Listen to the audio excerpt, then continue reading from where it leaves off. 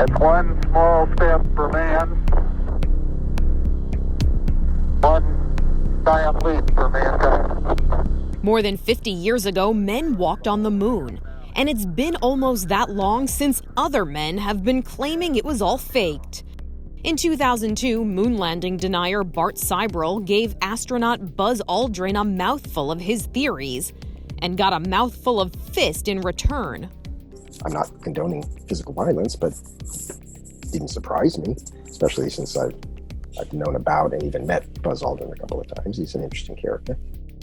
Rick Feinberg is with the American Astronomical Society. He once took part in a public discussion with the man who is considered to be the creator of the moon hoax movement, Bill Kaysing. At first, I simply thought, he was a fringe conspiracy theorist. When I was on the TV program with him, which was really my first serious exposure to what he was maintaining, I realized that he was just raising a bunch of arguments that were easily debunked if you knew science and engineering and something about spaceflight. The problem is that he had worked in the space industry, and so he appeared to have some credibility. Kaysing published a book in 1976 called We Never Went to the Moon, detailing the reasons he thought the moon landing was staged on a Hollywood movie set. Besides having worked in the industry, Feinberg says timing was also on Kaysing's side. The lesson that we actually took away in the 70s was, oh my God, the government lies to us.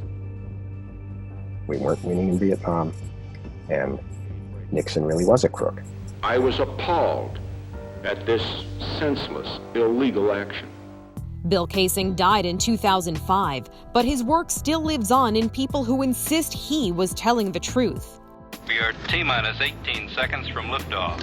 In 1978, there was a movie that seemed to be based on his conspiracy theory called Capricorn 1. Hey, what the hell is this? There's no time to explain.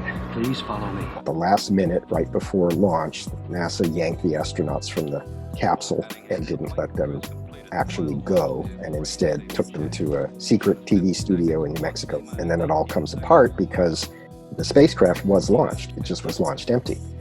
On the way back into Earth to re-enter, it burned up in the atmosphere. So suddenly you couldn't fake the astronauts' recovery in the ocean, right? Instead, you had to kill them. Hello, hell, do you read me?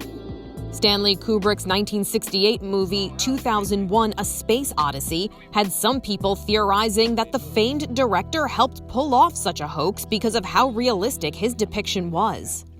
People embrace conspiracy theories because they provide an explanation for mysterious or outlandish things that are happening that seems to fit better with their worldview rather than just a series of crazy accidents.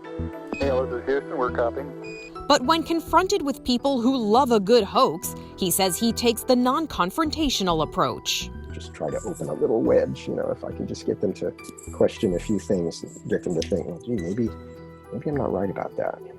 I'm going to step off the limb now. The full and accurate story of the Apollo 11 mission can be found on NASA's website, with lots of video of this historic event.